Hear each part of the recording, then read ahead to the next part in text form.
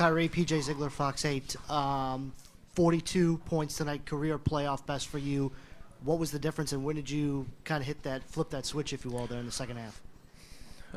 We knew going into halftime that we hadn't played our best basketball, so it was a conscious choice that we had to make on our end.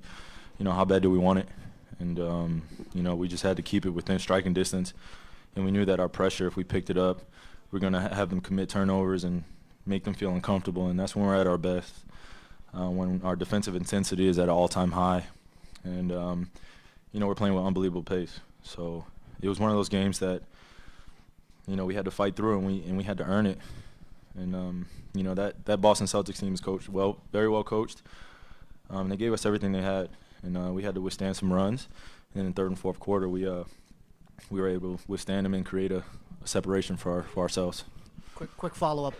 Did LeBron's foul trouble force you to be a little bit more assertive there, and how much did that play a role in what you did there in the second half?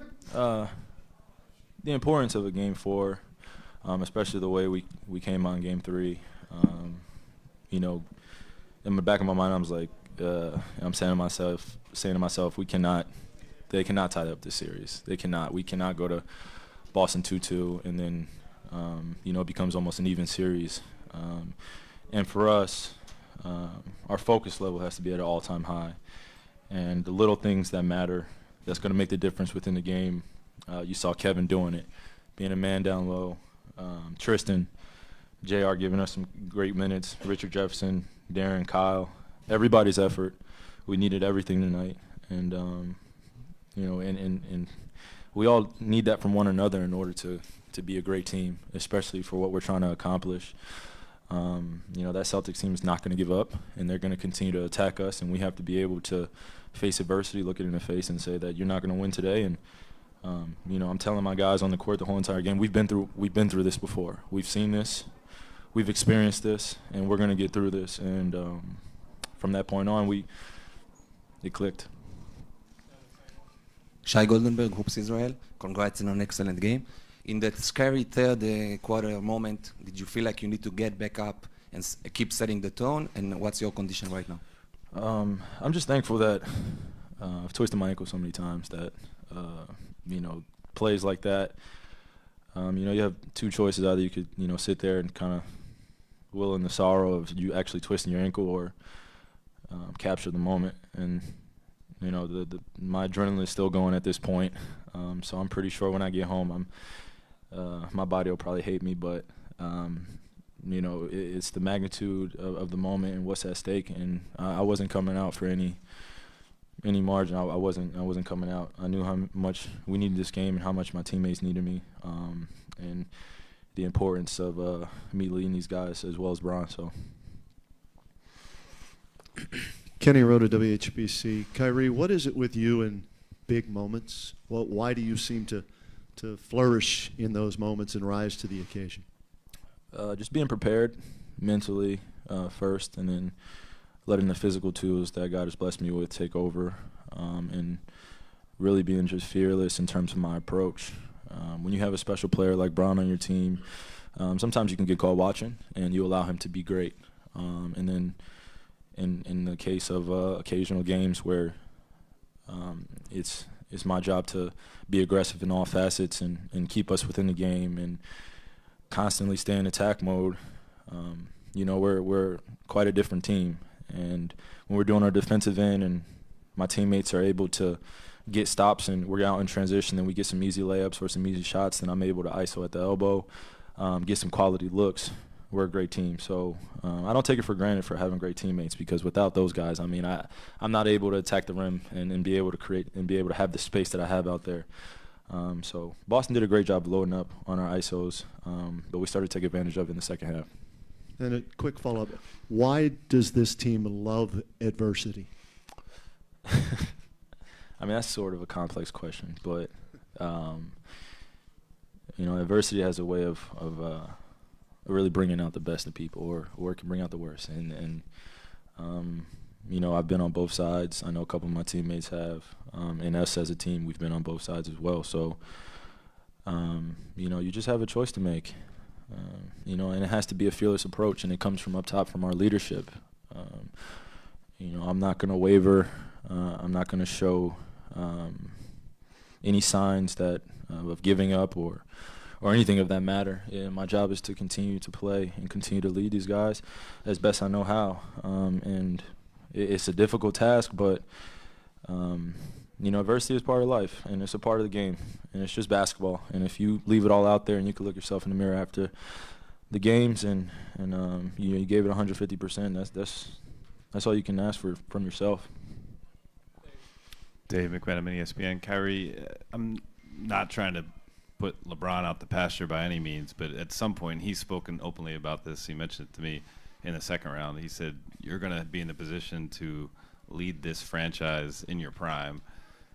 Do moments like this matter in that development, in that passing of the torch? And do you think about that process occurring at some point over the next several years?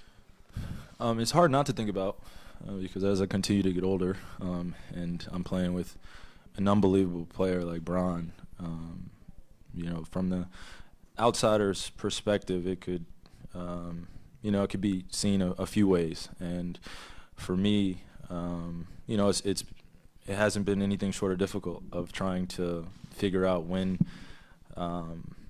will it be my time? When will it, and the honest answer for me is that I cannot give any energy to anything that people say would be best for the team, or even sometimes what I think would be best. My job is to be in the moment, especially with an unbelievable player like him. You have to just enjoy the ride just as much. Individual goals that you have to just push to the side because this team nothing's promised, and who knows what would happen down the line. And this is probably hands down the best team that I've ever played with, and probably will play with if we all stay together. But you just have to be really confident in who you are as a person and stay true, and then make decisions from there and be able to apply basketball at a very high level. And you can't cheat the game. And I've learned from some of the best that have played this game, and you can't cheat it. And, I've become more of an observer as well as a leader at the same time, which I'm super proud of. So it all comes with the great veteran leadership that we have on this team that allow me to do that.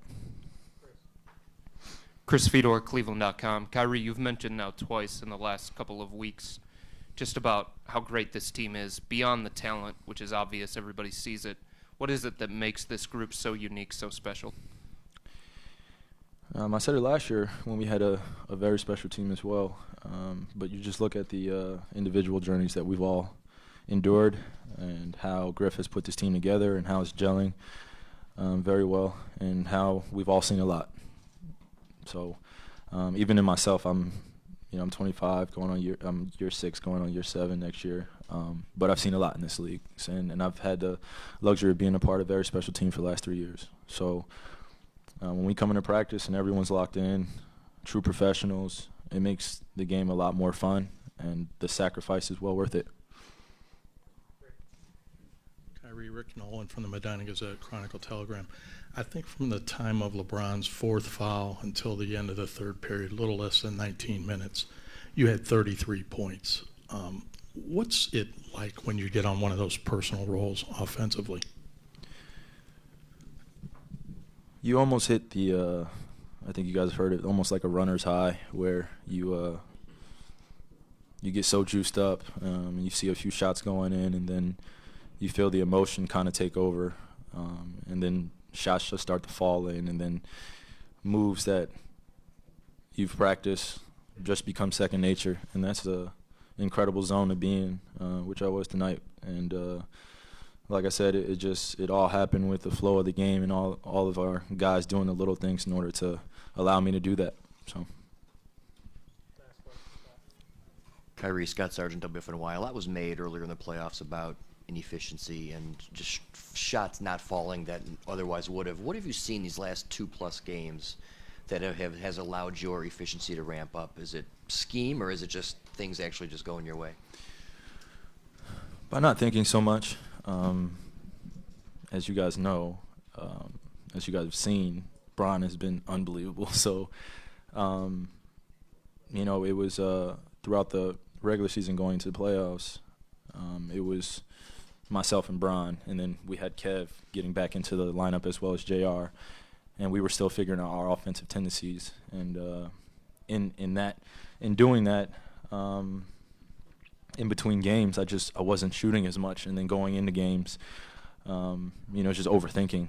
And Bron was just being so special. I'm trying to give him a rest here and there and trying to figure out where my spots are, and that was a difficult task. But once I started just really dialing back in and understanding what teams were trying to do, they were trying to get the ball in my hands, trying to double me, trying to make me a playmaker, and I can score and play make. So it was a difficult balance, but I mean, the only thing that matters in the playoffs is winning, and that's all I care about, and I'm going to go out shooting all my bullets and making sure that my teammates do the same and leave it all out there. So the efficiency,